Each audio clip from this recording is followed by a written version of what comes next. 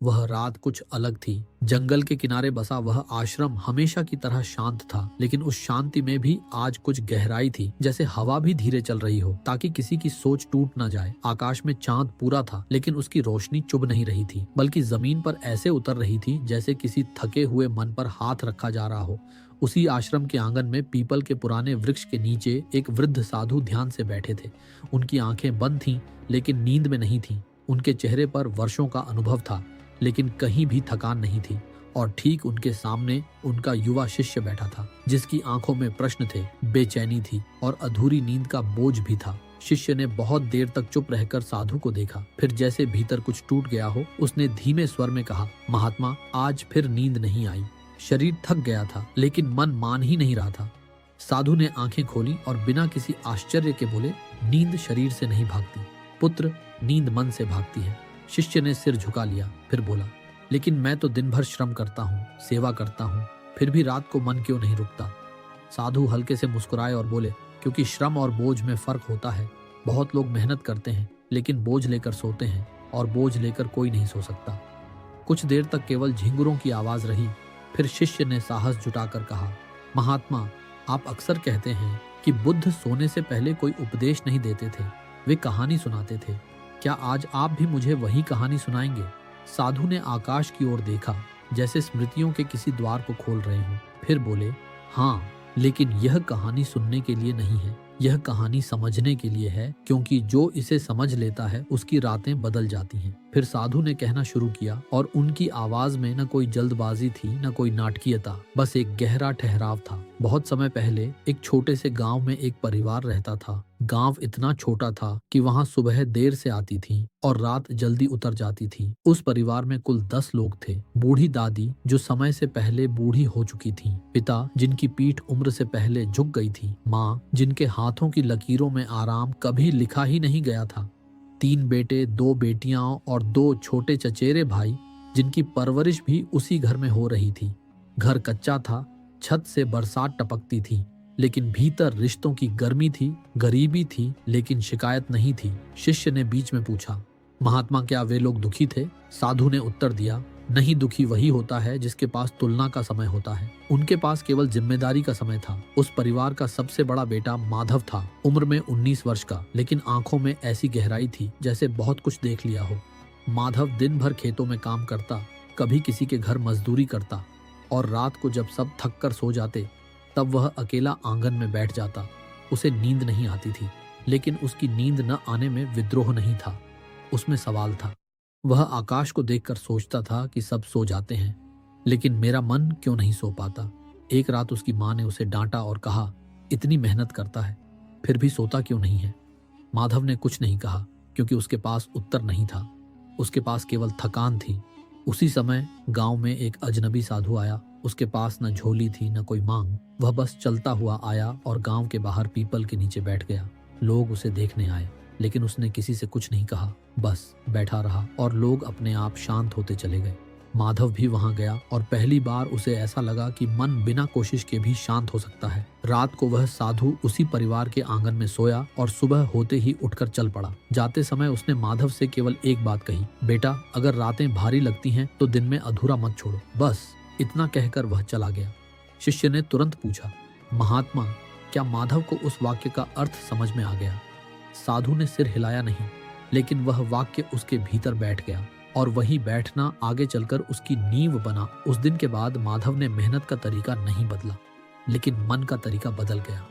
वह हर काम को पूरा करके छोड़ने लगा। दिन में जो भी करता वह वहीं समाप्त करता। झगड़े को रात में नहीं लाता, थकान को शिकायत नहीं बनाता। और पहली बार उसने महसूस किया कि एक रात उसे बिना करवट बदले नींद आ गई। शिष्य की आंखें फैल गईं और वह लगभग फुसफुसाया। फिर क्या हुआ। महात्मा साधु ने गहरी सांस ली और बोले, यहीं से असली कहानी शुरू होती है पुत्र, क्योंकि मेहनत केवल हाथों की नहीं होती, मेहनत मन को हल्का करने की भी होती है। और वही बुद्ध का गहरा रहस्य था। इतना कहकर साधु चुप हो गए। दीपक की लौ धीमी हो गई और शिष्य पहली बार बिना प्रश्न के चुप बैठा रहा। रात उस दिन अलग थी। आश्रम में दीपक की लौ अब भी जल रही थी, लेकिन शिष्य की आंखों में अब केवल नींद की कमी नहीं थी, वहाँ उत्सुकता थी, प्रतीक्षा थी, जैसे कोई भीतर से जानना चाहता हो कि आगे क्या हुआ। साधु ने उसकी ओर देखा और बिना कुछ पूछे ही आगे बोलने लगे, क्योंकि वे जानते थे कि जब प्रश्न भीतर पक जाते हैं तब शब्द अपने आप बहते हैं। माधव के जीवन में वह पहली रात बहुत साधारण थी, न कोई सपना, न कोई चमत्कार, बस एक शांत नींद। लेकिन उसी शांत नींद ने उसके भीतर एक भरोसा पैदा किया, और यही भरोसा आगे चलकर उसकी सबसे बड़ी पूंजी बना। क्योंकि जिस मनुष्य को यह भरोसा हो जाए कि वह रात को ठीक से सो सकता है, वही दिन में सही मेहनत कर सकता है। शिष्य ने बीच में टोका, महात्मा, क्या नींद सच में इतनी बड़ी भूमिका निभाती है? साधु ने उत्तर दिया, नींद वही आईना है जिसमें दिन का चेहरा दिखता है। अगर दिन उलझा है तो नींद टूटती है, अगर दिन सधा हुआ है तो नींद गहरी होती है। माधव ने अगले दिनों में अपने पिता के साथ खेतों में काम करते हुए यह देखा कि उसके पिता मेहनत तो करते हैं, लेकिन हर काम के बाद मन में चिंता जोड़ लेते हैं। वह अक्सर कहते थे, आज इतना मिला, कल क्या होगा, और यही कल की चिंता उनके चेहरे से नींद छीन लेती थी। माधव ने पहली बार समझा कि मेहनत और चिंता दो अलग बातें हैं, लेकिन लोग इन्हें एक ही समझ बैठते हैं। एक शाम पिता ने थके स्वर में कहा, बेटा, इतनी मेहनत कर रहे हैं फिर भी गरीबी पीछा नहीं छोड़ती। माधव ने बहुत सोचकर उत्तर दिया, बाबा, शायद हम मेहनत तो करते हैं लेकिन मन से कभी आराम नहीं करते। पिता ने आश्चर्य से देखा, ये बात उनके लिए नई थी। धीरे धीरे माधव परिवार के बाकी लोगों को भी यह सिखाने लगा कि रात को दिन को वहीं छोड़ देना है। माँ जब काम से लौटती तो पहले बर्तनों की आवाज में थकान निकालती थी, फिर सोती थी। माधव ने उनसे कहा, अम्मा, पहले बैठो, सांस लो, फिर काम की बात करो। और माँ ने पहली बार महसूस किया कि बिना जल्दबाजी के भी घर चल सकता है। शिष्य ने पूछा, महात्मा, क्या एक लड़के की बात सब मानने लगे? साधु ने मुस्कुराकर कहा, जब बात में शांति हो तो उम्र नहीं देखी जाती। उसी गांव में एक और पात्र था, रघु सेठ, जो पैसों वाला था, लेकिन नींद से गरीब। वह रात को करवट बदलता रहता और दिन में चिड़चिड़ा रहता। माधव ने देखा कि धन होने के बाद भी मन का बोझ कम नहीं होता, और यहीं उसे बुद्ध की वह सीख याद आई जिसे उसने साधु के मुख से नहीं सुना था, लेकिन अनुभव से समझ लिया था कि सच्ची समृद्धि वही है जो नींद के साथ आती है। समय बीतने लगा। माधव और उसके भाइयों ने मिलकर एक छोटा सा काम शुरू किया। पहले गांव में अनाज पहुंचाना, फिर पास के कस्बे में मेहनत बढ़ी।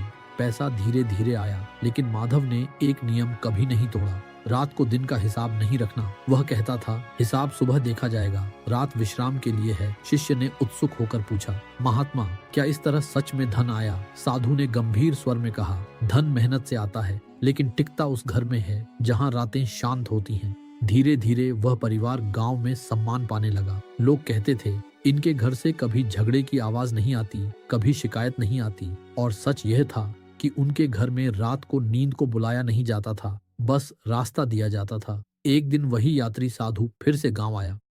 उसने दूर से माधव को देखा और कुछ नहीं कहा, केवल सिर झुका दिया। और माधव समझ गया कि उसका रास्ता सही है, क्योंकि बुद्ध का मार्ग कभी शोर नहीं करता, वह बस भीतर संकेत देता है। शिष्य ने धीमे से कहा, महात्मा, क्या यहीं से उनका जीवन बदल गया? साधु ने उत्तर दिया, नहीं पुत्र, यह तो केवल शुरुआत थी। असली परीक्षा तब आती है जब पैसा आता है और नींद को फिर से खतरा होता है। इतना कहकर साधु फिर चुप हो गए। हवा और शांत हो गई और शिष्य जान गया कि आगे की कहानी और गहरी होगी। उस रात आश्रम में शिष्य पहले से अधिक ध्यान से बैठा था। अब उसकी आंखों में केवल कहानी सुनने की जिज्ञासा नहीं थी, बल्कि कहीं न कहीं अपने जीवन के उत्तर भी झलक रहे थे। साधु ने यह देखा और बिना रुके आगे बोलना शुरू किया, क्योंकि अब कथा उस मोड़ पर थी जहां अधिकतर लोग भटक जाते हैं। माधव और उसके भाइयों की मेहनत रंग लाने लगी थी। गांव से कस्बे तक उनका नाम पहुंचने लगा था। अनाज का काम अब छोटा नहीं रहा था। उनके पास बैलगाड़ी थी, फिर 2 गाड़ियां हुई, फिर मजदूर जुड़ने लगे, और पहली बार उस घर में ऐसा हुआ कि रात को खाने के बाद बचा हुआ अन्न अगली सुबह के लिए रखा गया। गरीबी पीछे हट रही थी, लेकिन साधु ने शिष्य से कहा, याद रखना पुत्र, गरीबी के जाने से नींद नहीं आती, कई बार नींद धन के साथ और दूर चली जाती है। शिष्य ने तुरंत पूछा, महात्मा, ऐसा क्यों? साधु ने उत्तर दिया, क्योंकि पहले मन भूख से डरता है, बाद में वह खो देने से डरने लगता है। माधव ने यह परिवर्तन बहुत सूक्ष्म रूप से देखा। उसके पिता अब खेत से लौटकर भी हिसाब लगाने लगे थे। माँ रात को लेटते समय यह सोचती थी कि पैसे कहाँ रखे जाएं। छोटे भाई भविष्य की योजनाओं में उलझने लगे, और पहली बार माधव ने महसूस किया कि जिस शांति को उसने बड़ी मेहनत से पाया था, वह फिर से फिसल सकती है। एक रात उसने अपने पिता से कहा, बाबा, क्या आपको नींद आ रही है? पिता ने भारी स्वर में कहा, नहीं बेटा, अब जिम्मेदारियां बढ़ गई हैं। माधव ने धीरे से कहा, बाबा, जिम्मेदारी बढ़ी है, बोझ नहीं बढ़ना चाहिए। पिता ने चुपचाप यह बात सुनी, लेकिन मन ने अभी पूरी तरह स्वीकार नहीं किया। उसी समय वही यात्री साधु फिर से उनके जीवन में प्रकट हुआ। इस बार वह सीधे माधव के घर आया और आंगन में बैठकर बोला, अब तुम्हारी असली मेहनत शुरू होने वाली है। माधव ने विनम्रता से पूछा, महात्मा, अब तो हम मेहनत कर ही रहे हैं। साधु ने मुस्कुराकर कहा, नहीं, अब तुम्हें यह सीखना है कि धन को मन पर मत चढ़ने देना। शिष्य ने उत्सुकता से पूछा, महात्मा, क्या धन मन को खराब कर देता है? साधु ने गंभीर स्वर में कहा, नहीं, धन मन को नहीं बदलता, वह मन को उजागर करता है। साधु ने माधव को समझाया कि जो व्यक्ति गरीबी में शांत रहना सीख लेता है लेकिन समृद्धि में बेचैन हो जाता है, उसने असली पाठ नहीं सीखा, क्योंकि बुद्ध कहते थे कि सच्चा संतुलन वही है जहाँ स्थिति बदल जाए लेकिन मन की नींद न बदले। माधव ने उसी दिन से एक नया नियम बनाया। घर में धन की बात दिन में होती थी, रात को नहीं। रात को कोई हिसाब नहीं, कोई योजना नहीं, कोई तुलना नहीं, केवल विश्राम और संवाद होता था। वह अपने भाई बहनों से कहता था, अगर हम रात को भी कमाने लगेंगे तो सुबह क्या लेकर उठेंगे? धीरे धीरे घर में फिर से वही शांति लौटने लगी, लेकिन इस बार वह गरीबी की शांति नहीं थी, यह समझ की शांति थी, और यही शांति गहरी नींद का द्वार खोलती है। एक रात शिष्य ने साधु से पूछा, महात्मा, क्या बुद्ध भी यही कहते थे? साधु ने उत्तर दिया, बुद्ध कहते थे कि जो रात को भी पहरा देता है वह जीवन पर भरोसा नहीं करता, और जो जीवन पर भरोसा नहीं करता उसकी नींद कभी गहरी नहीं होती। माधव ने जीवन में पहली बार देखा कि धन होने के बाद भी नींद को बचाया जा सकता है, लेकिन उसके लिए मेहनत से भी अधिक सजगता चाहिए, और यही सजगता उसे परिवार का आधार बना रही थी। अब गांव के लोग उन्हें सम्मान से देखने लगे, लेकिन माधव जानता था कि असली परीक्षा अभी बाकी है, क्योंकि धन जब समाज में पहचान बनता है तब अहंकार जन्म लेता है, और अहंकार नींद का सबसे बड़ा शत्रु होता है। शिष्य ने सांस रोककर पूछा, महात्मा, फिर क्या हुआ? साधु ने आंखें बंद करते हुए कहा, पुत्र, अब कहानी उस मोड़ पर जा रही है जहां बहुत लोग गिर जाते हैं और बहुत कम टिक पाते हैं। इतना कहकर साधु चुप हो गए। रात और गहरी हो गई और शिष्य समझ गया कि आगे का भाग केवल कहानी नहीं होगा, वह परीक्षा होगी। उस रात साधु ने जब आगे बोलना शुरू किया तो शिष्य ने महसूस किया कि स्वर में अब पहले जैसी कोमलता नहीं बल्कि एक गहरी गंभीरता है, जैसे कहानी अब जीवन की उस जगह पहुंच रही हो जहां बहुत कम लोग ईमानदारी से झांक पाते हैं। साधु ने कहा, पुत्र, गरीबी में मनुष्य भूख से लड़ता है, समृद्धि में वह अपनी छवि से लड़ता है, और यह दूसरी लड़ाई पहली से कहीं अधिक खतरनाक होती है, क्योंकि इसमें शत्रु बाहर नहीं भीतर होता है। माधव का परिवार अब केवल पैसे वाला नहीं रहा था, वह सम्मान वाला हो चुका था। गांव में जब कोई नया काम शुरू होता तो सलाह लेने लोग माधव के घर आते। पंचायत में उसकी बात सुनी जाने लगी, रिश्तेदार दूर दूर से मिलने आने लगे, और यहीं से धीरे धीरे घर में एक नया बोझ आने लगा। वह बोझ जो दिखाई नहीं देता लेकिन नींद को सबसे पहले छीन लेता है। माधव के छोटे भाई हर बार बोलने से पहले सोचने लगे कि लोग क्या कहेंगे। माँ अब मेहमानों के सामने ज्यादा सतर्क रहने लगी। पिता की चाल में पहले से अधिक कठोरता आ गई, क्योंकि अब वे केवल पिता नहीं रहे थे, वे एक प्रतिष्ठित व्यक्ति बन गए थे, और यह प्रतिष्ठा उनके भीतर कहीं न कहीं पहरा बैठा रही थी। शिष्य ने बीच में पूछा, महात्मा, क्या सम्मान भी बोझ बन सकता है? साधु ने उत्तर दिया, सम्मान तब बोझ बनता है जब वह भीतर उतर जाए। बाहर रहे तो आशीर्वाद है, भीतर बैठ जाए तो पहरेदार बन जाता है। माधव ने यह बदलाव सबसे पहले अपनी नींद में महसूस किया। उसे लगा कि उसकी नींद पहले जैसी गहरी नहीं रही। अब वह सुबह जल्दी जाग जाता था, मन में योजनाएं चलती रहती थीं, और एक रात उसने खुद से पूछा, क्या मैं फिर वही गलती कर रहा हूँ? क्या मैं दिन को रात में ढो रहा हूँ? उसी रात उसने पूरे परिवार को आंगन में बैठाया और बिना किसी आरोप के केवल एक प्रश्न रखा, हम अब किसके लिए जी रहे हैं, अपने लिए या लोगों की नजरों के लिए? घर में सन्नाटा छा गया, क्योंकि यह प्रश्न हर किसी के भीतर कहीं ना कहीं चोट कर गया था। पिता ने धीरे से कहा, बेटा, लोग क्या कहेंगे, यह भी तो देखना पड़ता है। माधव ने शांत स्वर में उत्तर दिया, बाबा, अगर लोग हमारे कारण सो नहीं पाते तो यह उनका विषय है, लेकिन अगर हम लोगों के कारण सो न पाए तो यह हमारा पतन है। शिष्य ने चौंक कर पूछा, महात्मा, क्या यह बुद्ध की भाषा नहीं है? साधु ने मुस्कुराकर कहा, बुद्ध की भाषा नहीं है, ये बुद्ध की दृष्टि है जो जीवन से निकलती है, शास्त्रों से नहीं। माधव ने उसी दिन एक कठिन निर्णय लिया। उसने समाज के लिए दरवाजे खुले रखे, लेकिन मन के लिए सीमाएं बना दी। घर में यह नियम बना कि रात के बाद कोई सामाजिक चर्चा नहीं होगी, कोई तुलना नहीं होगी, कोई यह बात नहीं करेगा कि फलान ने क्या कहा या ढिकान ने क्या सोचा, क्योंकि माधव जानता था कि समाज का शोर अगर रात में घुस गया तो नींद कभी टिक नहीं पाएगी। धीरे धीरे परिवार ने फिर से राहत महसूस की। माँ ने एक रात कहा, बेटा आज बरसों बाद नींद आई। माधव ने सिर झुका लिया क्योंकि वह जानता था कि यही असली सफलता है। शिष्य ने साधु से पूछा, महात्मा क्या बुद्ध भी प्रतिष्ठा से दूर रहते थे? साधु ने उत्तर दिया, बुद्ध प्रतिष्ठा से नहीं भागे, लेकिन उन्होंने उसे सिरहाने नहीं बैठने दिया, और जो प्रतिष्ठा को सिरहाने बैठा लेता है उसकी नींद मर जाती है। अब गांव में माधव का नाम और ऊंचा हो गया, लेकिन उसका मन और झुका हुआ हो गया, और यही झुकाव अहंकार का विलोम था, क्योंकि जहां अहंकार उठता है वहां नींद टूटती है, और जहां विनम्रता उतरती है वहां नींद गहरी हो जाती है। साधु ने गहरी सांस ली और बोले, पुत्र अब कहानी अंतिम मोड़ की ओर बढ़ रही है, क्योंकि जब मनुष्य धन और प्रतिष्ठा दोनों को साध लेता है तब उसके सामने अंतिम परीक्षा आती है। वह परीक्षा जहां उसे तय करना होता है कि वह जीवन को नियंत्रित करेगा या जीवन पर भरोसा करेगा। शिष्य ने लगभग फुसफुसाकर कहा, महात्मा फिर क्या हुआ? साधु ने उत्तर दिया, अब वही हुआ जो हर उस व्यक्ति के साथ होता है जो बुद्ध के मार्ग के करीब पहुंच जाता है। उसके सामने सब कुछ खो देने की संभावना रख दी जाती है। इतना कहकर साधु चुप हो गए। रात और भी शांत हो गई और शिष्य समझ गया कि आगे की कहानी केवल प्रेरणा नहीं बल्कि परीक्षा की कथा होगी। साधु की आवाज अब बहुत धीमी थी, लेकिन उसमें ऐसी दृढ़ता थी जैसे वह केवल कहानी नहीं सुना रहे हों, बल्कि शिष्य को जीवन के उस अंधेरे हिस्से से परिचित करा रहे हों जिससे हर मनुष्य को गुजरना पड़ता है।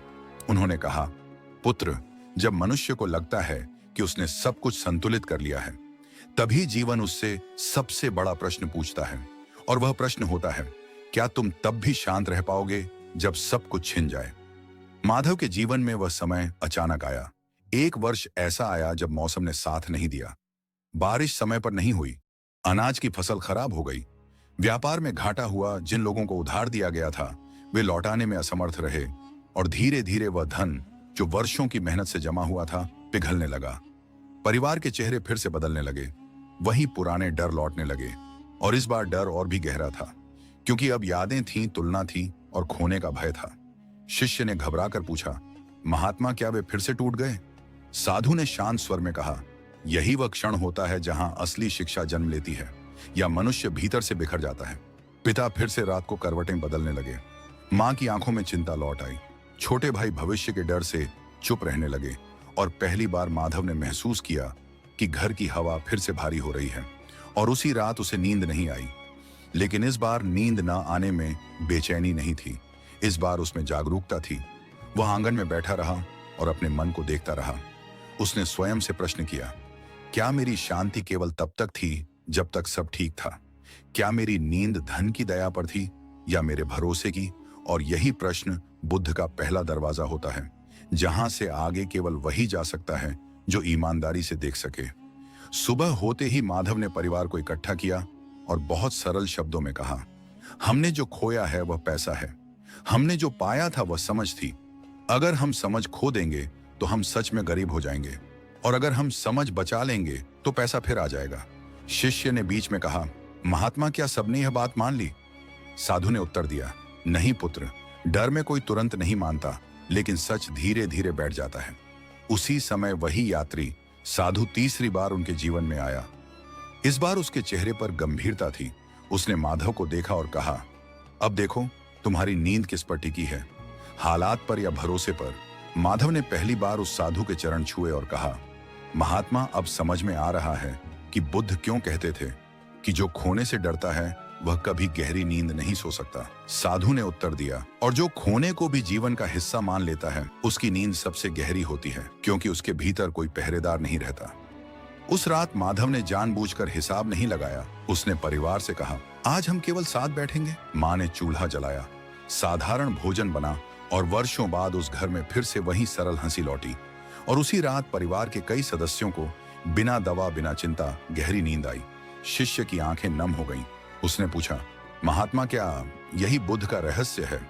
साधु ने गहरी सांस लेकर कहा, बुद्ध का रहस्य यह है कि नींद तब आती है जब मन जीवन से सौदा करना बंद कर देता है, जब वह यह नहीं कहता कि अगर सब ठीक रहा तो मैं शांत रहूंगा, बल्कि यह कहता है चाहे जो हो, मैं भीतर से नहीं टूटूंगा। माधव ने उस संकट के समय फिर से मेहनत शुरू की, लेकिन इस बार उसका श्रम पहले से अधिक शांत था, क्योंकि अब उसके भीतर यह भरोसा था कि परिणाम नींद को तय नहीं करते, दृष्टि तय करती है। और यही दृष्टि धीरे धीरे फिर से धन लाई। लेकिन इस बार धन के साथ डर नहीं आया, क्योंकि डर को पहले ही विदा किया जा चुका था। साधु ने शिष्य की ओर देखा और कहा, पुत्र, यही वह बिंदु है जहां अधिकतर लोग असफल हो जाते हैं। वे धन आने पर शांत होते हैं और धन जाने पर टूट जाते हैं। लेकिन बुद्ध का मार्ग इससे उल्टा है। वह पहले मन को स्थिर करता है, फिर जीवन अपने आप संभलता है। शिष्य ने धीमे स्वर में कहा, महात्मा, अब समझ में आ रहा है कि यह कहानी सोने से पहले क्यों सुनाई जाती थी। साधु ने मुस्कुराकर कहा, क्योंकि यह कहानी मन के भीतर बैठे पहरेदार को विदा करती है और बिना पहरेदार के नींद स्वयं आ जाती है। रात फिर गहरी हो गई और शिष्य को लगा जैसे उसका मन भी पहली बार कुछ हल्का हो गया हो। उस रात साधु की आवाज में एक अलग ही स्थिरता थी, जैसे अब शब्द नहीं बह रहे हों, बल्कि वर्षों की समझ स्वयं प्रकट हो रही हो। शिष्य भी पहले जैसा बेचैन नहीं था, वह शांत बैठा था, क्योंकि कहानी अब उसके मन से नहीं, सीधे अनुभव से बात कर रही थी। साधु ने कहना शुरू किया, पुत्र, जब मनुष्य हानि से नहीं टूटता, तब वह पहली बार जीवन के योग्य बनता है, क्योंकि अब उसका मन परिणामों का गुलाम नहीं रहता। और यही स्वतंत्रता नींद का असली द्वार खोलती है। माधव के जीवन में वह समय आया जब घाटे के बाद धीरे धीरे हालात संभलने लगे। लेकिन इस बार वह पहले जैसा उत्साह नहीं था, न ही कोई उतावलापन था। वह हर सुबह उठता, काम करता, परिवार के साथ बैठता और रात को बिना कल की चिंता किए सो जाता था। और यही सबसे बड़ा परिवर्तन था, क्योंकि पहले वह मेहनत करता था, अब वह श्रम में भी विश्राम को जी रहा था। शिष्य ने पूछा, महात्मा, क्या यही वह अवस्था है जिसे बुद्ध निर्वाण कहते थे? साधु ने उत्तर दिया, निर्वाण कोई मरने के बाद की अवस्था नहीं है। निर्वाण वह स्थिति है जहां मन भविष्य से मुक्त हो जाता है और वर्तमान में टिक जाता है। और जो वर्तमान में टिक जाता है, उसकी नींद गहरी हो जाती है। एक दिन उसी यात्री साधु ने माधव से कहा, अब तुम्हें मेरी आवश्यकता नहीं है, अब तुम स्वयं मार्ग हो। माधव ने विनम्रता से पूछा, महात्मा, क्या मैं सच में समझ पाया हूं? साधु ने उत्तर दिया, जब तुम यह पूछना बंद कर दोगे, तब समझ लेना कि समझ आ गई है। माधव ने उस दिन से अपने परिवार को कोई उपदेश नहीं दिया। उसने केवल जीवन जिया और वही जीवन दूसरों के लिए शिक्षा बन गया। उसके बच्चे जब बड़े हुए तो उन्होंने देखा कि उनके पिता रात को कभी चिंता में नहीं डूबते थे, न ही दिन में आलस्य में, और यही संतुलन उनके लिए सबसे बड़ा संस्कार बन गया। शिष्य ने उत्सुक होकर पूछा, महात्मा, क्या वही परिवार फिर से समृद्ध हुआ? साधु ने शांत स्वर में कहा, हाँ, लेकिन इस बार उनकी समृद्धि धन से नहीं मापी गई। उनकी समृद्धि उनके घर की शांति से मापी गई, और यह शांति किसी संकट से नहीं डगमगाई। गांव के लोग कहते थे, इनके घर में रात को भी दिन जैसा उजाला रहता है, लेकिन वह उजाला दीपक का नहीं, भरोसे का था। और जहां भरोसा होता है, वहां नींद स्वयं आकर ठहर जाती है। माधव अब वृद्ध हो चुका था। एक रात उसने अपने सबसे छोटे पुत्र से कहा, बेटा, अगर जीवन में कभी नींद भागने लगे तो समझ लेना कि कहीं ना कहीं तुम जीवन से सौदा कर रहे हो। उसे वापस ले आओ और नींद लौट आएगी। शिष्य की आंखों में नमी आ गई। उसने पूछा, महात्मा, क्या यही बुद्ध की अंतिम शिक्षा है? साधु ने उत्तर दिया, बुद्ध की कोई अंतिम शिक्षा नहीं है, लेकिन यदि कुछ कहा जाए तो यही कहा जा सकता है कि जीवन को थामने की कोशिश मत करो, उसे जीने दो। और जब जीवन को जीने दिया जाता है, तब नींद अपने आप गहरी हो जाती है। उस रात शिष्य ने महसूस किया कि उसके भीतर कोई प्रश्न शेष नहीं रहा। साधु ने दीपक बुझाया और कहा, अब सो जाओ, कथा पूरी नहीं हुई है, लेकिन तुम्हारा मन आज के लिए पूरा हो गया है। और जो मन पूरा हो जाता है, वही गहरी नींद सोता है। रात में पहली बार शिष्य को लगा कि नींद कोई घटना नहीं है, वह एक स्वाभाविक वापसी है, और वह धीरे धीरे उसी वापसी की ओर खिसक गया। रात उस दिन आश्रम में केवल अंधकार नहीं लाई थी, वह एक ऐसी गहराई लेकर आई थी जिसमें शब्द भी धीरे चलना चाहते थे। पीपल के पत्ते बिना हवा के हिल रहे थे, जैसे प्रकृति स्वयं इस अंतिम कथा को सुनने के लिए सांस रोककर खड़ी हो। साधु और शिष्य आमने सामने बैठे थे, लेकिन अब यह गुरु और शिष्य का संबंध नहीं रहा था। अब यह दो यात्रियों का मिलन था, जिनमें से एक अपनी यात्रा पूरी कर चुका था और दूसरा उस मोड़ पर खड़ा था जहां से लौटना संभव नहीं होता, केवल उतरना होता है। साधु बहुत देर तक चुप रहे। शिष्य भी चुप था, लेकिन यह चुप्पी पहले जैसी नहीं थी। यह प्रश्नों की चुप्पी नहीं थी, यह समझ की चुप्पी थी। और यही वह मौन था जिसे बुद्ध सबसे बड़ा उपदेश कहते थे। फिर साधु ने बहुत धीमे स्वर में बोलना शुरू किया। पुत्र, अब जो मैं कहने जा रहा हूं वह कहानी का अंत नहीं है। वह उस भ्रम का अंत है जो मनुष्य को नींद से दूर रखता है।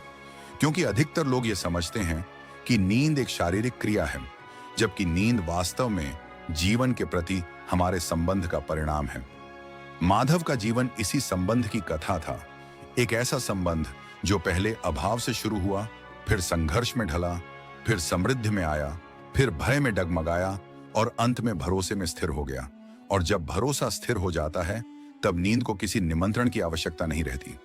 माधव अब वृद्ध हो चुका था। उसकी दाढ़ी में सफेदी थी, लेकिन आंखों में कोई पछतावा नहीं था। वह अक्सर रात को घर के बाहर आंगन में बैठता और आकाश को वैसे ही देखता जैसे जवानी में देखा करता था। फर्क बस इतना था कि अब प्रश्न नहीं थे, अब तुलना नहीं थी, अब केवल कृतज्ञता थी। और यही कृतज्ञता नींद का सबसे गहरा आधार होती है।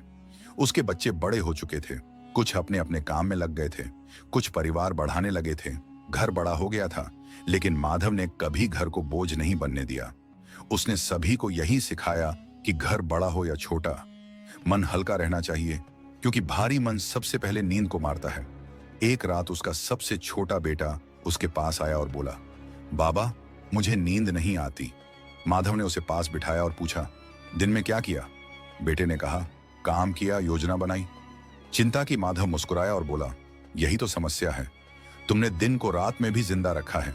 उसने बेटे को कोई मंत्र नहीं दिया, कोई उपाय नहीं बताया, बस इतना कहा, बेटा आज रात अपने आप से कुछ मत मांगना, नींद भी नहीं, बस लेट जाना और जीवन को कह देना कि अब तू संभाल बेटा। उस रात पहली बार चैन से सोया और सुबह उठकर बोला, बाबा आज तो सपना भी नहीं आया।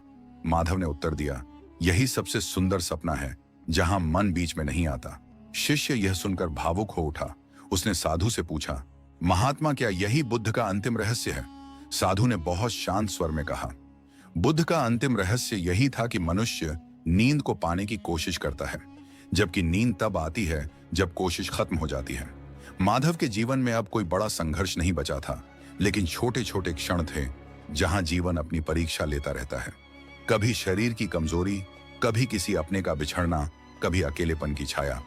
लेकिन माधव ने हर बार वही किया जो उसने जीवन भर सीखा था। वह मन को पकड़ने नहीं देता था, वह दुख को आने देता था, लेकिन उसमें घर नहीं बनाने देता था। और यही फर्क उसे भीतर से स्थिर रखता था। जब उसकी पत्नी का देहांत हुआ तो पूरे घर में शोक था, लेकिन माधव ने उस शोक को सम्मान दिया। उसने दुख को दबाया नहीं, उसने रोया, लेकिन उसने उस दुख को भविष्य का डर नहीं बनने दिया।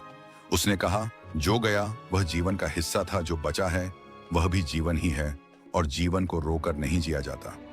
उस रात लोगों को लगा कि माधव सो नहीं पाएगा, लेकिन वह सबसे शांत सोया, क्योंकि वह जानता था कि दुख को रोकना नहीं है, लेकिन दुख में पहरा भी नहीं बैठाना है। शिष्य की आंखों से आंसू बहने लगे। उसने कहा, महात्मा, यह बहुत कठिन है। साधु ने उत्तर दिया, कठिन इसलिए लगता है क्योंकि हमने जीवन को नियंत्रित करने की आदत बना ली है। और बुद्ध कहते थे, नियंत्रण छोड़ना कठिन नहीं है, वह केवल अपरिचित है। माधव की अंतिम रात बहुत साधारण थी। उसने परिवार के साथ भोजन किया, थोड़ा हंसा, बच्चों को आशीर्वाद दिया और फिर अपने कमरे में जाकर लेट गया। किसी को यह आभास नहीं था कि यह उसकी अंतिम रात है, और शायद यही सबसे सुंदर विदाई होती है, जब मृत्यु भी बिना शोर के आती है। सुबह जब वह नहीं उठा तो घर में कोहराम नहीं मचा, क्योंकि उसके चेहरे पर वैसी ही शांति थी जैसी गहरी नींद में होती है। लोगों ने कहा वह सोते सोते चला गया, और साधु ने शिष्य से कहा, यही बुद्ध की गहरी नींद का अंतिम रहस्य है कि जीवन अगर ठीक से जिया जाए तो मृत्यु भी नींद जैसी होती है। शिष्य कांप उठा। उसने कहा, महात्मा, क्या सच में ऐसा संभव है? साधु ने उत्तर दिया, संभव नहीं, स्वाभाविक है। अस्वाभाविक हमने बना लिया है। अब साधु ने शिष्य की ओर देखा और कहा, पुत्र, मैंने तुम्हें यह कहानी इसलिए नहीं सुनाई कि तुम इसे याद रखो, बल्कि इसलिए सुनाई कि तुम इसे भूल सको। क्योंकि जब कहानी भीतर उतर जाती है तब शब्दों की जरूरत नहीं रहती, तब जीवन स्वयं कहानी बन जाता है। शिष्य को लगा जैसे भीतर कोई भारी दरवाजा खुल गया हो। उसे पहली बार यह महसूस हुआ कि नींद कोई समस्या नहीं है। समस्या मन का जीवन से किया गया सौदा है, और जैसे ही यह सौदा खत्म होता है, नींद अपने आप लौट आती है। साधु उठे, दीपक बुझाया और बोले, अब और कुछ कहने की जरूरत नहीं है। आज तुमने सुना नहीं है, आज तुमने छोड़ा है, और जिसने छोड़ना सीख लिया उसकी रातें कभी भारी नहीं होती। शिष्य लेटा और बिना किसी प्रयास के उसकी सांस गहरी होने लगी। विचार जैसे अपने आप किनारे हो गए, और वर्षों बाद उसने बिना किसी डर, बिना किसी योजना के गहरी नींद को उतरते हुए महसूस किया। आश्रम मौन में डूब गया, जंगल शांत हो गया, और कहीं दूर बुद्ध की वह अदृश्य मुस्कान फैल गई जो केवल उन्हीं को दिखती है जो मन को रखकर नहीं छोड़कर सोते हैं। जब हम साधु और शिष्य की बातचीत को ध्यान से सुनते हैं और उस परिवार की पूरी यात्रा को भीतर तक महसूस करते हैं, तो सबसे पहली बात जो हमारे सामने खुलती है वह यह नहीं होती कि जीवन में कैसे अमीर बना जाए या कैसे सफल हुआ जाए, बल्कि सबसे पहली बात यह खुलती है कि मनुष्य का असली संघर्ष बाहर नहीं, भीतर चलता है। और यही संघर्ष अगर समझ में आ जाए तो जीवन अपने आप हल्का होने लगता है। साधु और शिष्य की हर बातचीत में यह बात बहुत गहराई से छुपी हुई है कि समस्या हालात की नहीं है, समस्या हमारी मानसिक अवस्था की है। और जब तक हम यह मानते रहेंगे कि दुख बाहर से आता है, तब तक हम समाधान भी बाहर ही ढूंढते रहेंगे। लेकिन जैसे ही यह समझ आने लगती है कि दुख भीतर की पकड़ से पैदा होता है, उसी क्षण समाधान की दिशा बदल जाती है।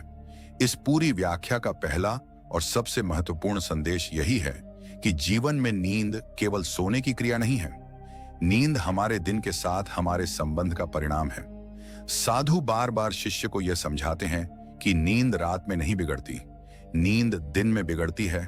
और यह बात केवल नींद तक सीमित नहीं है, यह पूरे जीवन पर लागू होती है।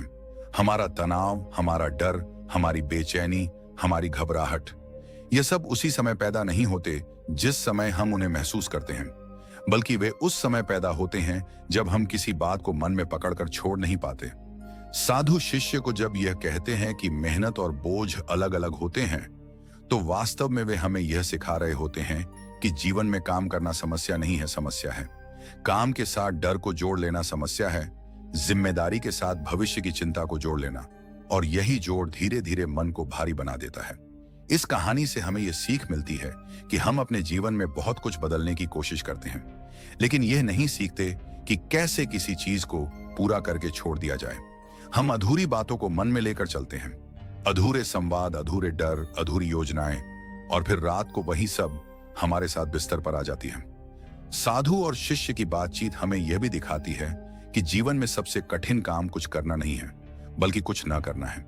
विशेष रूप से रात के समय कुछ न सोचना, कुछ न तय करना, कुछ न साबित करना। यह हमारे समाज में बहुत अजीब लगता है, क्योंकि हमें सिखाया गया है कि जो सोचता रहता है वही जिम्मेदार है। लेकिन साधु इस भ्रम को तोड़ते हैं। वे शिष्य को यह नहीं सिखाते कि रात को क्या सोचना चाहिए, वे उसे यह सिखाते हैं कि रात को सोचना छोड़ना चाहिए। और यही शिक्षा हमारे जीवन में बहुत क्रांतिकारी हो सकती है। इस कहानी से हमें यह भी मिलता है कि गरीबी और अमीरी दोनों ही नींद को छीन सकती हैं, अगर मन संतुलित ना हो। साधु यह स्पष्ट करते हैं कि गरीबी में मन भविष्य से डरता है और अमीरी में मन खो देने से डरता है, और दोनों ही स्थितियों में नींद टूटती है। इसका अर्थ यह नहीं है कि हमें ना गरीब होना चाहिए ना अमीर होना चाहिए। इसका अर्थ यह है कि हमें अपने मन को परिस्थितियों का गुलाम नहीं बनाना चाहिए। यह सीख बहुत व्यावहारिक है, क्योंकि हम में से अधिकांश लोग यही करते हैं। हम अपने मन की शांति को परिस्थितियों के हाथ में सौंप देते हैं और फिर शिकायत करते हैं कि जीवन शांत नहीं है। जब शिष्य साधु से बार बार पूछता है कि महात्मा फिर क्या हुआ, तो वास्तव में वह वही प्रश्न पूछ रहा होता है जो हर मनुष्य अपने जीवन से पूछता है कि क्या सच में यह संभव है? क्या सच में मन शांत रह सकता है? क्या सच में नींद वापस आ सकती है? और साधु हर बार उत्तर देकर नहीं, बल्कि समझ देकर यह दिखाते हैं कि यह संभव है, लेकिन इसके लिए जीवन को देखने का तरीका बदलना होगा। और यही इस पूरी व्याख्या का सबसे गहरा लाभ है कि यह हमें नया नजरिया देती है। इस बातचीत और कथा से हमें यह भी सीख मिलती है कि जिम्मेदारी और नियंत्रण में फर्क होता है। जिम्मेदारी जीवन का हिस्सा है, लेकिन नियंत्रण मन की बीमारी है। साधु शिष्य को सिखाते हैं कि जीवन को संभालने और जीवन को नियंत्रित करने में बहुत बड़ा अंतर है। जब हम जीवन को नियंत्रित करने की कोशिश करते हैं, तब हम हर समय चौकन्ने रहते हैं, और चौकन्ना मन कभी विश्राम नहीं कर सकता। इसीलिए साधु बार बार भरोसे की बात करते हैं, क्योंकि भरोसा वही अवस्था है जहां मन पहरा छोड़ देता है। इस पूरे पहले भाग का सार यही है कि इस साधु शिष्य की बातचीत और उस परिवार की यात्रा हमें यह नहीं सिखाती कि कैसे अधिक पाया जाए, बल्कि यह सिखाती है कि कैसे कम पकड़ा जाए। और जब पकड़ कम होती है तब मन हल्का होता है, और जब मन हल्का होता है तब नींद अपने आप लौट आती है। और यही नींद केवल शरीर को नहीं बल्कि पूरे जीवन को ठीक करती है। इस समझ को हम अपने रोजमर्रा के जीवन में कैसे उतार सकते हैं? जब साधु और शिष्य की बातचीत को हम अपने जीवन से जोड़कर देखते हैं तो धीरे धीरे यह स्पष्ट होने लगता है कि यह केवल किसी विशेष समय या किसी विशेष अवस्था के लिए कही गई बातें नहीं हैं, बल्कि यह हर उस मनुष्य के लिए है जो भीतर से थका हुआ है, लेकिन यह नहीं जानता कि उसकी थकान का असली कारण क्या है। और यहीं से इसका व्यावहारिक पक्ष शुरू होता है, क्योंकि ज्ञान तभी सार्थक होता है जब वह जीवन के छोटे छोटे क्षणों में उतर सके। सबसे पहले यह समझना जरूरी है कि हम अपने दिन को कैसे जीते हैं। अधिकतर लोग सुबह से ही मन को भविष्य में डाल देते हैं। आज क्या करना है, कल क्या करना है, आगे क्या होगा, और यही लगातार आगे की ओर दौड़ मन को इतना व्यस्त कर देती है कि शाम होते होते शरीर तो थक जाता है, लेकिन मन थकता नहीं बल्कि और तेज हो जाता है। और जब ऐसा मन बिस्तर पर जाता है तो नींद से पहले भी वही दौड़ जारी रहती है। साधु शिष्य को जो सबसे पहली सीख देते हैं वह यही है कि दिन को रात तक मत खींचो, दिन को वहीं समाप्त करना सीखो। और यह कोई तकनीक नहीं है, यह केवल एक दृष्टि है कि आज जो होना था वह आज तक के लिए पूरा है। इसे जीवन में उतारने का अर्थ यह है कि हम रात को अपने आप से कुछ मांगना बंद कर दें। हम रात को यह तय करना बंद कर दें कि कल क्या होगा। हम यह स्वीकार करना शुरू कर दें कि कल का उत्तर कल मिलेगा और आज का उत्तर आज तक ही सीमित है।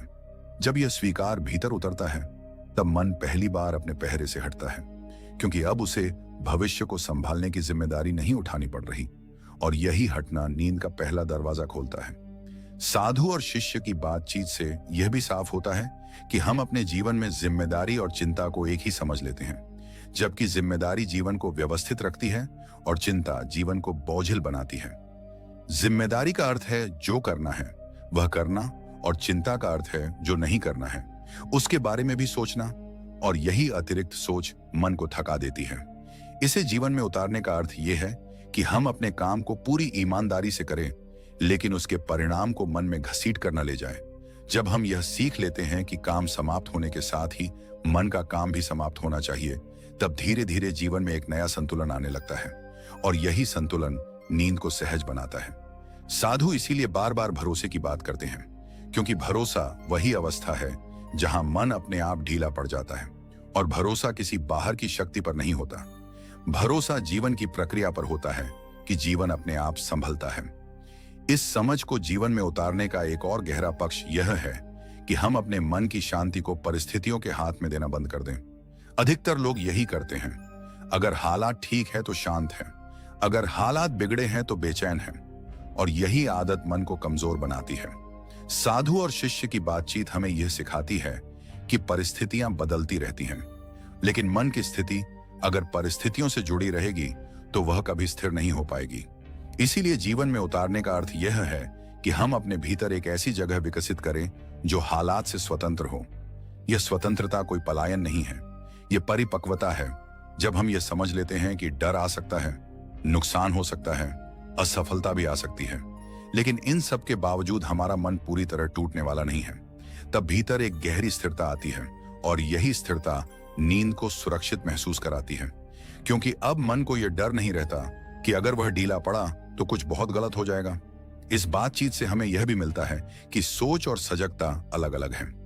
अधिकतर लोग सोच को सजगता समझ लेते हैं, जबकि सोच केवल मानसिक शोर है और सजगता वह अवस्था है जहां मन उपस्थित होता है।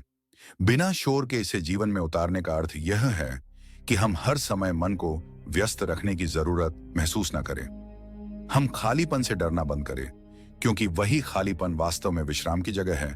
और उसी जगह पर नींद उतरती है जब हम दिन में कुछ क्षण बिना किसी उद्देश्य के रहना सीख लेते हैं, बिना फोन के, बिना योजना के, बिना मूल्यांकन के। तब मन को यह अनुभव होने लगता है कि बिना लगातार सक्रिय रहे भी जीवन सुरक्षित है, और यही अनुभव रात को नींद के लिए सबसे बड़ा सहारा बन जाता है। इस पूरे दूसरे भाग का सार यही है कि साधु और शिष्य की बातचीत हमें कोई नई जिम्मेदारी नहीं देती, बल्कि एक पुरानी जिम्मेदारी से मुक्त करती है।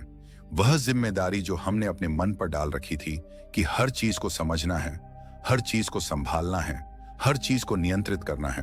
और जब यह बोझ उतरता है तब जीवन अपने आप सरल होने लगता है और उसी सरलता में नींद बिना बुलाए लौट आती है। यह पूरी समझ हमारे जीवन को भीतर से कैसे बदल देती है। जब साधु और शिष्य की बातचीत और उस पूरे अनुभव को हम एक साथ जोड़कर देखते हैं तो धीरे धीरे यह स्पष्ट होने लगता है कि यह शिक्षा किसी एक समस्या के समाधान के लिए नहीं है, बल्कि यह हमारे जीवन के देखने के तरीके को ही बदल देती है। और जब देखने का तरीका बदलता है तब समस्याएं अपने आप अपना रूप बदल लेती हैं या कई बार समाप्त ही हो जाती है। यही इस पूरी समझ का सबसे गहरा प्रभाव है। इस दृष्टि का सबसे बड़ा परिवर्तन यह है कि मनुष्य पहली बार यह देख पाता है कि उसका दुख किसी घटना का परिणाम नहीं है, बल्कि उसकी प्रतिक्रिया का परिणाम है। और जैसे ही यह फर्क स्पष्ट होता है, वैसे ही मन के भीतर एक गहरी जिम्मेदारी जन्म लेती है। लेकिन यह जिम्मेदारी बोझ जैसी नहीं होती, यह जिम्मेदारी स्वतंत्रता जैसी होती है।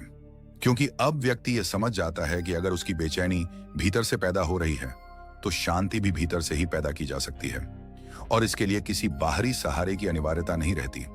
साधु और शिष्य की बातचीत हमें यह सिखाती है कि जीवन में सबसे बड़ी भूल यह है कि हम मन को हर समय उपयोगी बनाए रखना चाहते हैं। हमें लगता है कि अगर मन कुछ सोच रहा है तो हम सुरक्षित हैं, लेकिन वास्तव में यही लगातार सोच मन को थका देती है। और इस थकान का असर केवल नींद पर नहीं, बल्कि हमारे संबंधों, हमारे निर्णयों और हमारे स्वास्थ्य पर भी पड़ता है। जब यह समझ भीतर उतरती है तब व्यक्ति पहली बार मन को हर समय सक्रिय रखने की मजबूरी से मुक्त होता है और यही मुक्ति उसके भीतर गहरी राहत पैदा करती है। इस दृष्टि का एक और महत्वपूर्ण प्रभाव यह होता है कि व्यक्ति अपने डर को देखने लगता है, बिना उससे भागे, बिना उसे छिपाए। और जब डर को देखने की क्षमता आ जाती है तब डर का आधा प्रभाव अपने आप समाप्त हो जाता है, क्योंकि डर तब तक शक्तिशाली रहता है जब तक वह अंधेरे में रहता है। साधु शिष्य को यही सिखाते हैं कि डर को हटाना नहीं है, डर को समझना है। और जब डर समझ में आ जाता है तब वह जीवन को नियंत्रित नहीं कर पाता। यह पूरी समझ जीवन में धैर्य को जन्म देती है, लेकिन यह धैर्य मजबूरी वाला नहीं होता। यह धैर्य विश्वास से पैदा होता है। अब व्यक्ति को हर चीज तुरंत ठीक करने की जरूरत महसूस नहीं होती। वह जानता है कि समय भी जीवन का एक हिस्सा है और हर उत्तर तुरंत मिलना जरूरी नहीं है। और यही धैर्य रात को नींद के लिए सबसे बड़ा सहारा बन जाता है, क्योंकि अब मन को यह डर नहीं रहता कि अगर वह कुछ देर शांत रहा तो कोई बड़ा नुकसान हो जाएगा। इस दृष्टि का सबसे सुंदर परिणाम यह होता है कि व्यक्ति अपने संबंधों में अधिक उपस्थित हो जाता है, क्योंकि जब मन भविष्य और अतीत से बाहर आता है तब वह सामने बैठे व्यक्ति को सच में देख पाता है, सुन पाता है। और यही उपस्थिति रिश्तों में गहराई लाती है। और जब रिश्ते सहज होते हैं तब मन के भीतर छुपा हुआ तनाव भी कम होने लगता है, क्योंकि बहुत सारा मानसिक बोझ अधूरे संबंधों से ही पैदा होता है। यह समझ व्यक्ति को यह भी सिखाती है कि जीवन में नियंत्रण और देखभाल अलग अलग चीजें हैं। देखभाल प्रेम से आती है और नियंत्रण डर से आता है। और जब व्यक्ति यह फर्क समझ लेता है तब वह जीवन की देखभाल करता है, लेकिन उसे जकड़ता नहीं है। और यही संतुलन मन को भीतर से स्थिर करता है। नींद इस पूरी प्रक्रिया का स्वाभाविक परिणाम बन जाती है। अब नींद को लाने के लिए कुछ करने की जरूरत नहीं पड़ती, क्योंकि अब नींद को भगाने वाला कारण ही कमजोर हो जाता है। जब मन यह जान लेता है कि उसे हर समय पहरा नहीं देना है, तब वह अपने आप विश्राम की ओर झुक जाता है और यही झुकाव नींद है। इस पूरी समझ का अंतिम और सबसे गहरा प्रभाव यह होता है कि व्यक्ति अपने जीवन को एक समस्या की तरह नहीं, बल्कि एक प्रक्रिया की तरह देखने लगता है। और प्रक्रिया को जिया जाता है, हल किया नहीं जाता। और जब जीवन हल करने की वस्तु नहीं रहता तब मन अपने आप शांत होने लगता है। यही कारण है कि साधु और शिष्य की यह बातचीत और वह पूरी कथा केवल प्रेरणा नहीं बनती, बल्कि एक आंतरिक परिवर्तन का आधार बनती है। और यही परिवर्तन धीरे धीरे जीवन के हर हिस्से में उतरता है, सोच में, संबंधों में, काम में और विश्राम में। और जब यह परिवर्तन स्थिर हो जाता है तब व्यक्ति पहली बार यह अनुभव करता है कि शांति कोई विशेष अवस्था नहीं है। शांति वही है जो तब बचती है जब अनावश्यक संघर्ष समाप्त हो जाता है। और इसी अवस्था में नींद कोई समस्या नहीं रहती। वह जीवन की स्वाभाविक लय बन जाती है, जैसे सांस लेना, जैसे चलना, जैसे रुकना। और यही वह बिंदु है जहां साधु की शिक्षा कहानी से बाहर निकलकर जीवन बन जाती है और शिष्य की जिज्ञासा समझ में बदल जाती है। और यही इस पूरे मार्ग का अंतिम फल है। नींद से पहले सबसे पहली आवश्यकता सोने की नहीं होती, बल्कि समझने की होती है। क्योंकि जब तक मन यह नहीं समझ पाता कि अब उसे क्यों रुकना चाहिए, तब तक वह किसी भी गाइडेंस को केवल सुनता है, मानता नहीं। और स्लीप गाइडेंस तभी असर करती है जब मन पहले से झुका हुआ हो, थका हुआ नहीं झुका हुआ। क्योंकि थका हुआ मन भी लड़ता है, लेकिन झुका हुआ मन समर्पण करता है। और यही समर्पण नींद की असली भूमिका है। अधिकतर लोग नींद को एक शारीरिक समस्या समझते हैं। उन्हें लगता है कि शरीर थक गया है, फिर भी नींद नहीं आ रही तो जरूर शरीर में कुछ गड़बड़ है। लेकिन सच्चाई यह है कि शरीर शायद ही कभी नींद को रोकता है। नींद को रोकता है मन, और मन भी इसलिए नहीं रोकता कि वह दुश्मन है, बल्कि इसलिए रोकता है क्योंकि उसे लगता है कि अभी चौकन्ना रहना जरूरी है। और जब तक यह भावना रहती है, तब तक नींद किसी भी तरीके से नहीं उतर सकती। इस टीचिंग सेगमेंट का पहला उद्देश्य यही है कि मन को यह दिखाया जाए कि उसकी चौकसी अब आवश्यक नहीं है, कि आज की रात उसे किसी खतरे से नहीं लड़ना है, किसी निर्णय को नहीं लेना है, किसी भविष्य को सुरक्षित नहीं करना है। क्योंकि जब मन यह मान लेता है, तब वह अपने आप नीचे आने लगता है। और यही नीचे आना नींद की शुरुआत होती है। हम दिन भर जिस तरह से जीते हैं, वही तरीका रात को भी साथ ले आते हैं। दिन में हम लगातार पकड़ बनाए रखते हैं, समय की पकड़, काम की पकड़, संबंधों की पकड़, छवि की पकड़। और यही पकड़ रात को भी ढीली नहीं होती। और फिर हम हैरान होते हैं कि आंख बंद करने पर भी भीतर शोर क्यों चल रहा है। इस टीचिंग का उद्देश्य यही है कि सुनने वाला यह देख सके कि नींद की समस्या रात की नहीं है, नींद की समस्या दिन की है। और दिन को समझे बिना रात को ठीक करना संभव नहीं। यह समझ जब धीरे धीरे उतरती है, तब मन पहली बार अपने आप से ईमानदार होता है। वह देख पाता है कि वह कितनी अनावश्यक जिम्मेदारियां उठाए हुए हैं, कितनी बातें हैं जिन्हें वह पकड़ कर बैठा है, जिनका अब कोई काम नहीं है, लेकिन आदत के कारण वह उन्हें छोड़ नहीं पा रहा। और जब यह देखने की क्षमता आती है, तब मन के भीतर पहला खालीपन बनता है, और वही खालीपन नींद की जगह है। इस टीचिंग सेगमेंट में यह भी स्पष्ट किया जाता है कि सोच और जागरूकता एक चीज नहीं है। अधिकतर लोग सोच को जागरूकता समझ लेते हैं। उन्हें लगता है कि अगर वे लगातार सोचते रहेंगे तो कुछ गलत नहीं होगा। लेकिन वास्तव में लगातार सोचना ही वह कारण है जो मन को असुरक्षित बनाए रखता है। क्योंकि सोच हमेशा भविष्य या अतीत में होती है, और नींद केवल वर्तमान में उतरती है। इसलिए जब तक मन सोच की आदत में रहेगा, तब तक नींद उसके पास नहीं आ सकती। यही कारण है कि स्लीप गाइडेंस से पहले मन को यह समझाना बहुत जरूरी है कि उसे हर विचार का पीछा नहीं करना है, कि विचार आ सकते हैं लेकिन उन्हें संभालना आवश्यक नहीं है। क्योंकि जब मन यह समझ लेता है, तब वह धीरे धीरे विचारों से दूरी बनाता है, और यही दूरी नींद का द्वार खोलती है। इस टीचिंग का एक और गहरा उद्देश्य यह है कि सुनने वाला यह समझ सके कि नियंत्रण और सुरक्षा अलग चीजें हैं। हम अक्सर यह मान लेते हैं कि अगर हमने सब कुछ नियंत्रित कर लिया तो हम सुरक्षित हैं, जबकि वास्तव में नियंत्रण मन को और अधिक तनाव में डाल देता है। और सुरक्षा तब आती है जब हम यह मान लेते हैं कि जीवन बिना हमारे नियंत्रण के भी चल सकता है। और यही मान्यता मन को पहली बार आराम देती है। जब यह सेगमेंट सही तरह से सुना जाता है, तब सुनने वाले के भीतर यह भाव आने लगता है कि आज की रात कोई परीक्षा नहीं है, कोई लक्ष्य नहीं है, कोई उपलब्धि नहीं है। यह रात केवल विश्राम के लिए है। और जैसे ही यह भाव भीतर उतरता है, मन का प्रतिरोध टूटने लगता है। और जब प्रतिरोध टूटता है, तब स्लीप गाइडेंस को काम करने के लिए किसी प्रयास की जरूरत नहीं रहती। इसलिए यह टीचिंग सेगमेंट कोई तैयारी नहीं है, यह स्वयं नींद की प्रक्रिया का पहला चरण है। क्योंकि नींद अचानक नहीं आती, नींद उतरती है। और यह उतरना तभी संभव होता है जब मन पहले समझ से झुकता है। नींद से पहले सबसे पहली आवश्यकता सोने की नहीं होती, बल्कि समझने की होती है। क्योंकि जब तक मन यह नहीं समझ पाता कि अब उसे क्यों रुकना चाहिए, तब तक वह किसी भी गाइडेंस को केवल सुनता है, मानता नहीं। और स्लीप गाइडेंस तभी असर करती है जब मन पहले से झुका हुआ हो, थका हुआ नहीं झुका हुआ। क्योंकि थका हुआ मन भी लड़ता है, लेकिन झुका हुआ मन समर्पण करता है। और यही समर्पण नींद की असली भूमिका है। अधिकतर लोग नींद को एक शारीरिक समस्या समझते हैं। उन्हें लगता है कि शरीर थक गया है, फिर भी नींद नहीं आ रही तो जरूर शरीर में कुछ गड़बड़ है। लेकिन सच्चाई यह है कि शरीर शायद ही कभी नींद को रोकता है। नींद को रोकता है मन, और मन भी इसलिए नहीं रोकता कि वह दुश्मन है, बल्कि इसलिए रोकता है क्योंकि उसे लगता है कि अभी चौकन्ना रहना जरूरी है। और जब तक यह भावना रहती है तब तक नींद किसी भी तरीके से नहीं उतर सकती। इस टीचिंग सेगमेंट का पहला उद्देश्य यही है कि मन को यह दिखाया जाए कि उसकी चौकसी अब आवश्यक नहीं है, कि आज की रात उसे किसी खतरे से नहीं लड़ना है, किसी निर्णय को नहीं लेना है, किसी भविष्य को सुरक्षित नहीं करना है। क्योंकि जब मन यह मान लेता है तब वह अपने आप नीचे आने लगता है, और यही नीचे आना नींद की शुरुआत होती है। हम दिन भर जिस तरह से जीते हैं वही तरीका रात को भी साथ ले आते हैं। दिन में हम लगातार पकड़ बनाए रखते हैं, समय की पकड़, काम की पकड़, संबंधों की पकड़, छवि की पकड़, और यही पकड़ रात को भी ढीली नहीं होती। और फिर हम हैरान होते हैं कि आंख बंद करने पर भी भीतर शोर क्यों चल रहा है।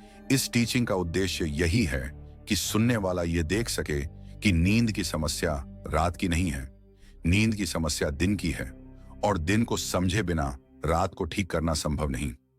यह समझ जब धीरे धीरे उतरती है तब मन पहली बार अपने आप से ईमानदार होता है।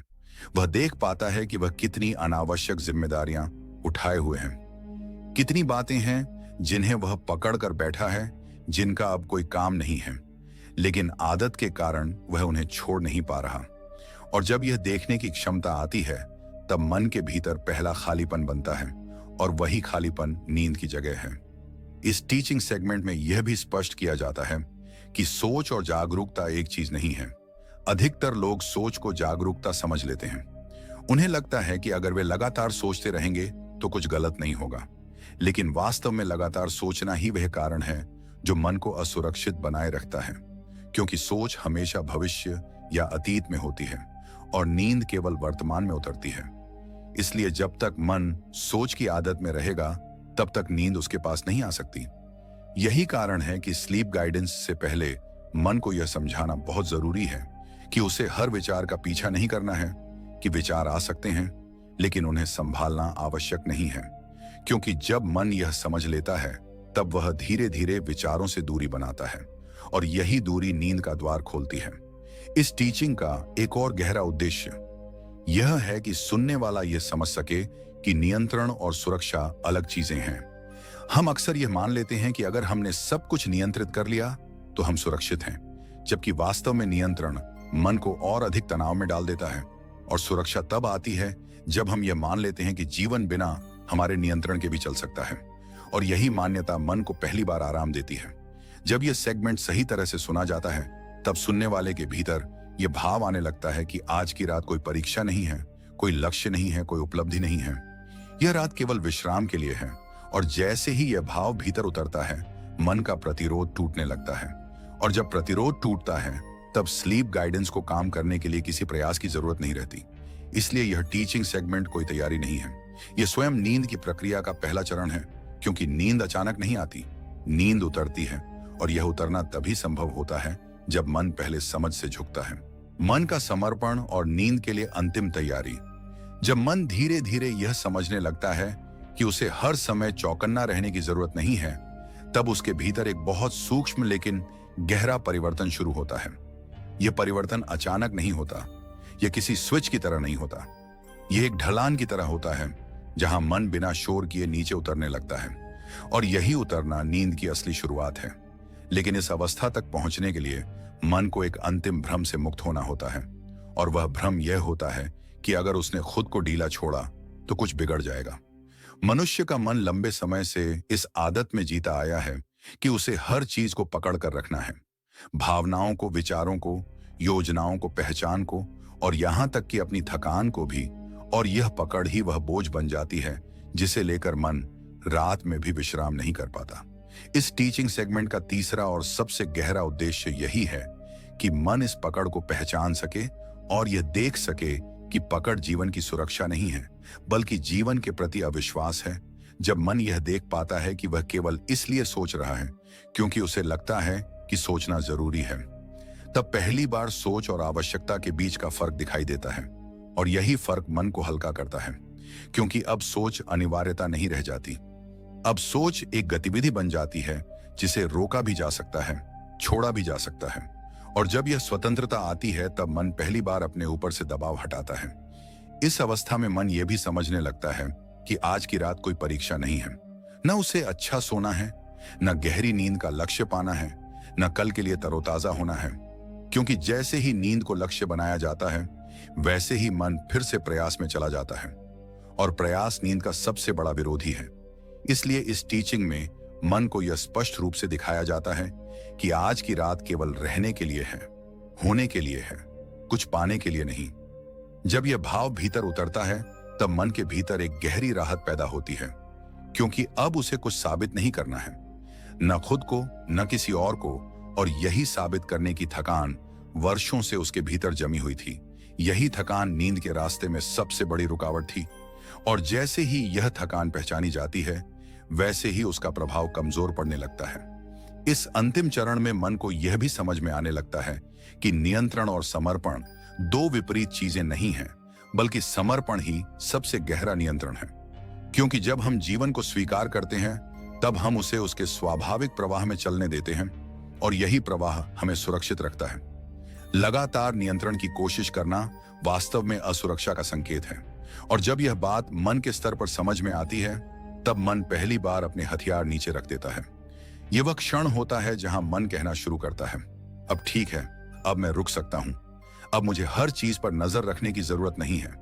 और यही वाक्य अगर भीतर से आ जाए तो नींद को आने से कोई नहीं रोक सकता, क्योंकि अब मन स्वयं आमंत्रण दे रहा है। इस टीचिंग सेगमेंट में यह भी बहुत स्पष्ट किया जाता है कि अगर नींद इसी क्षण न भी आए तो भी कोई समस्या नहीं है, क्योंकि अब समस्या नींद नहीं रही।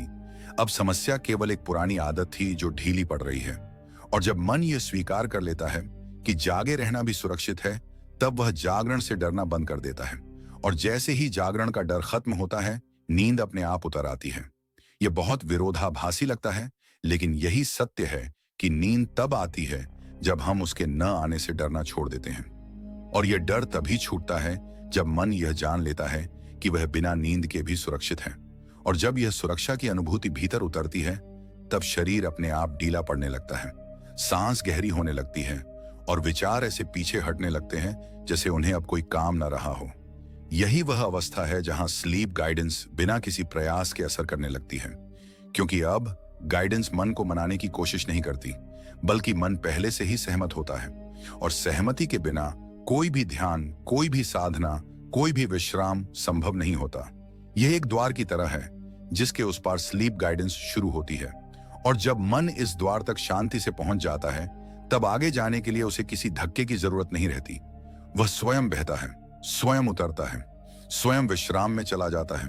और यही इस टीचिंग सेगमेंट का अंतिम उद्देश्य है कि मन को इतना सुरक्षित महसूस कराया जाए कि वह अपने स्वभाव में लौट सके। क्योंकि नींद कोई बाहर से लाई जाने वाली चीज नहीं है, नींद मन की प्राकृतिक अवस्था है। और जब मन अपने ऊपर से अनावश्यक जिम्मेदारियां उतार देता है, तब वह अवस्था अपने आप प्रकट हो जाती है। अब इस बिंदु पर पहुंचकर मन को कुछ भी समझाने की जरूरत नहीं रहती, क्योंकि समझ अपना काम कर चुकी होती है। अब केवल मार्ग खुला होता है, और उसी मार्ग से नींद धीरे धीरे बिना किसी आवाज के भीतर उतर आती है।